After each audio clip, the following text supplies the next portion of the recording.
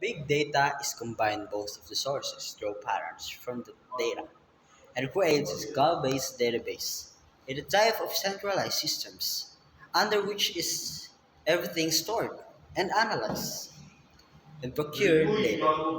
Cloud database is like a memory card that can store the data coming from the various sources of internets, traditionals or non-traditional, by correlating the available informations. Big data determines the hidden patterns to make real-time predictions. The analysis of big data is extremely useful as it allows the business to uncover the hidden patterns, unknown correlations, ambiguities, markets, trends, and others useful internets like informations that can help us. Also, the big data can help the shipping industry by predicting the real-time data.